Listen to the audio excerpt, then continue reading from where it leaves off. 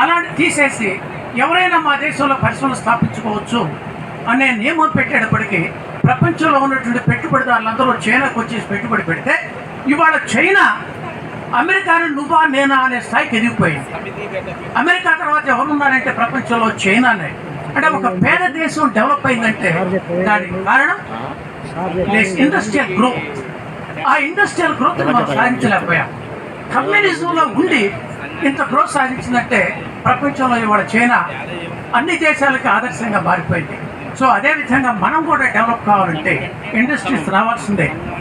అయితే నియమాలు వచ్చినటువంటి రిపోర్టు చాలా పాజిటివ్గా ఉంది. అదేవిధంగా పాటిస్తూ ఆ తర్వాత ఈ యాజమాన్యానికి గతంలో ఎక్కడ మచ్చలేదు. గవర్నమెంట్ విధించిన ప్రతి విషయాన్ని వీళ్ళు ఇంప్లిమెంట్ చేస్తూనే వచ్చారు.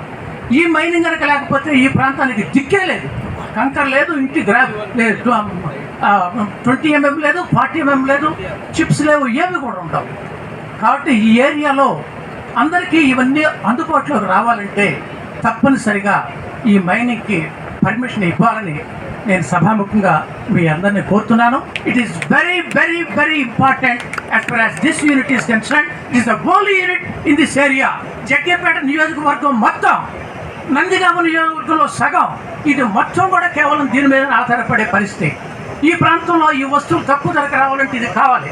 ఈ ప్రాంతంలో కన్వీనియంట్గా ఉండాలంటే ఇది రావాలి.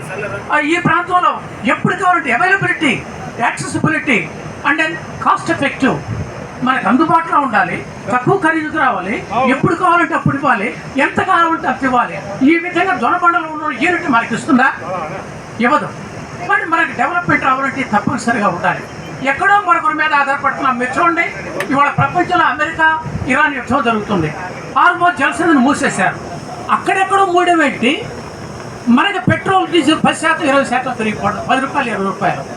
అంటే పెట్రోల్ మీద మనం మిగతా దేశాల మీద ఆధారపడున్నాం కాబట్టి అక్కడ ఈ అవాంతరం వచ్చింది.